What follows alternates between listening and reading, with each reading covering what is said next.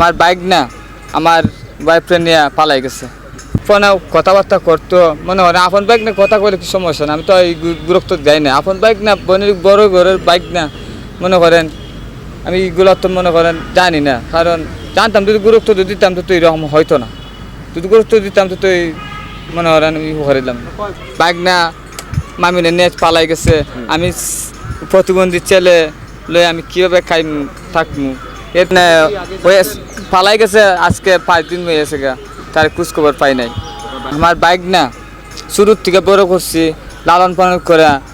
Bike না আমার boyfriend নিয়ে পালাই গেছে, পালাই গেছে। আজকে 5 দিন হয়ে গেছে গা, তার খোঁজখবর পাই নাই। হ্যাঁ, আমার বাইক না পড়াশোনা করে নাই, চাকরি করতো। আমার হ্যাঁ চাকরি করতো ওই অভিজ্ঞ স্বাস্থ্য সংস্থা নাই, অভিজ্ঞ স্বাস্থ্য সংস্থা নাই, সে থাকে বাইক না।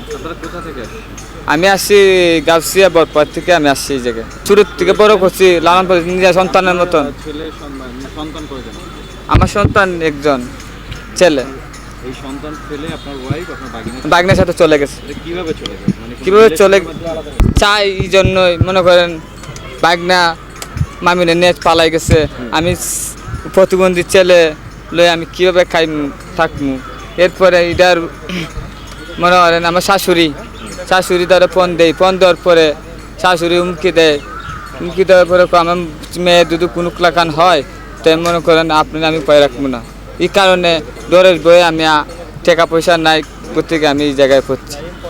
তাও আমি শাশুড়ি বললাম আপনি একটু সহযোগিতা করেন, সহযোগিতা করলে আমি একটু আমার তো টাকা পয়সা না, যাওয়া আসেন আপনি মেয়ে লয়ে গেছে, আমি তো পাই না টাকা। 50,000 স্বর্ণ একবারে 3,000 স্বর্ণ লইয়া পাকছে, আমি তো আর টাকা পয়সা নাই, আমি চাকরি করি না, আমি খাইমু না থাকবো। আপনি যদি সহযোগিতা করেন আমার ভালো তো।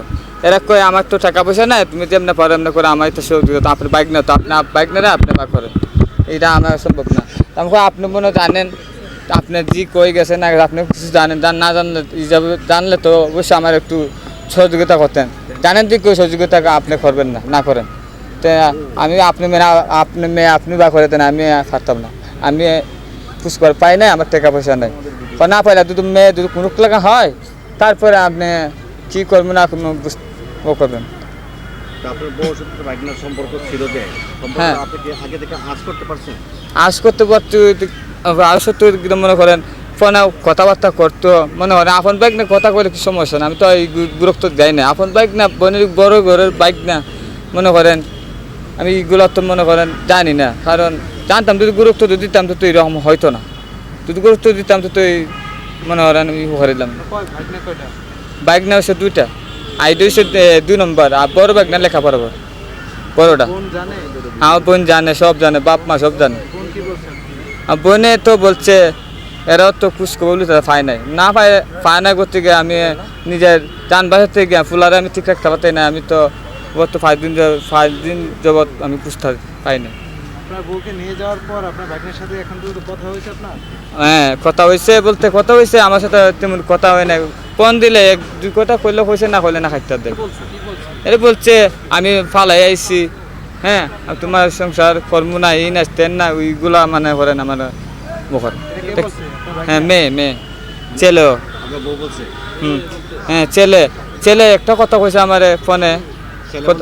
হ্যাঁ, গৌতম বাগনা এই কথা বললো, নিয়ে আইছি তুই কোনোদিন ফোন টোন দিবা না আমার এই মোবাইলে। এই জন্য আমি আর ফোন টোন দেয় না, ধরে আমি এই করি না। এই কারণে আমি নিজে চিন্তা ভাবনা করে ছেলের পয়সায় মনে করলাম একটা জিনিস আমি খুঁড়ে যাই। আমার শাশুড়ি যখন সাপ দিছে, এই সাপের সৃষ্টিতে আমি মনে করি পর্দায় পড়ছে।